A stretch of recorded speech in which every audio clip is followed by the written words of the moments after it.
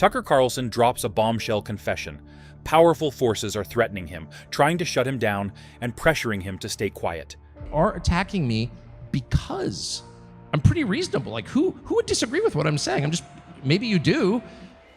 But he refuses to bend. Tucker exposes the deep corruption in politics, foreign influence over U.S. leaders, and the assault on Western values that nobody else dares to discuss. I still want to tell the truth as clearly and completely as I can in every venue, in every conversation, as fearlessly and without shame as I possibly can. Tucker Carlson is under threat, but his message is clear. Truth cannot be silenced.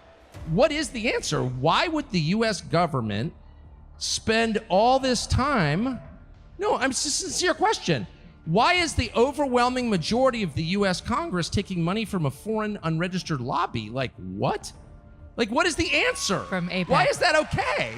And they want to prevent you from asking that question because there really isn't a good answer other than shut up. And if that's the only answer, by my temperament and my age, I'm just not going to shut up because that's not hate, it's sincere. Trump is elected. I campaigned for him and I love Trump. I just want to say that. And I talked to him the other day, and I love Trump.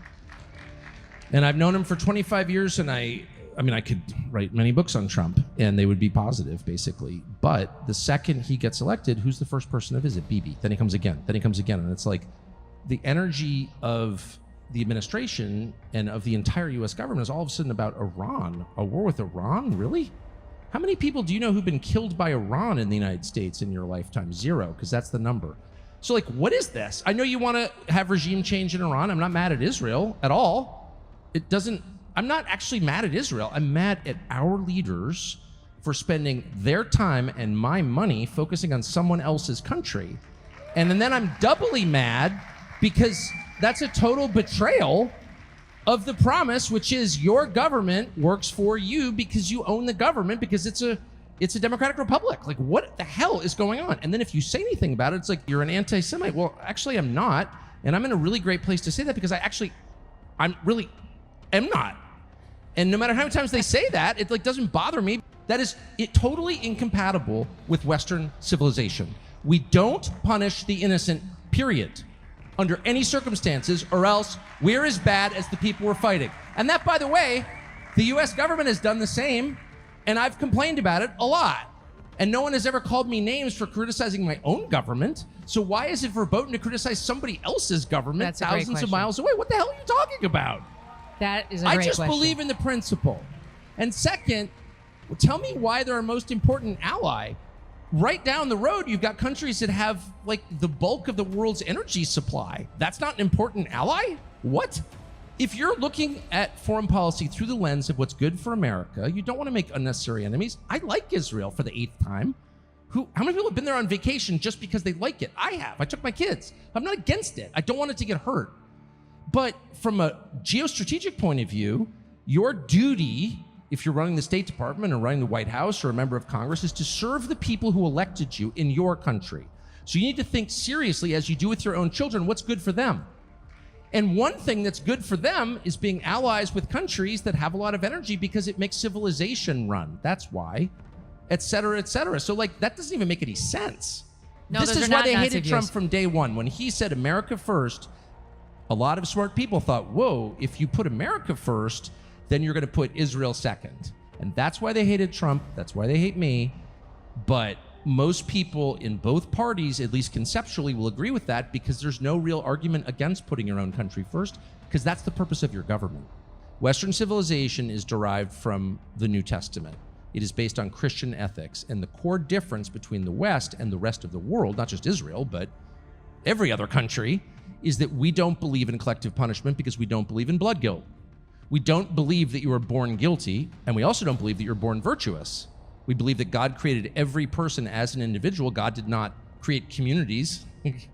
Every woman gives birth to a human being, and every person has the spark of God inside him. I mean, that's what we believe as Christians. And every person has the possibility of redemption. And in my religion, the great human hero, in Christianity, Jesus is God in human form. But the great human hero in the New Testament is its primary author, Paul. who was Saul of Tarsus, who was the primary persecutor as a Pharisee of Christians. He was murdering Christians.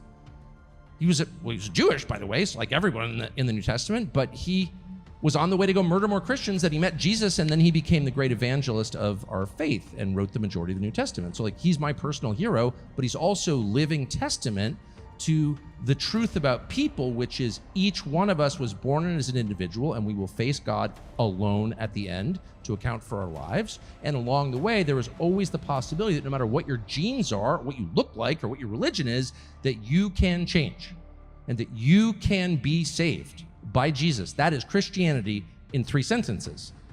And so that is reflected, even for people who aren't Christians, that is reflected in an ethical framework and a legal code that is the only truly unusual and great thing about the West, which is we do not punish the innocent.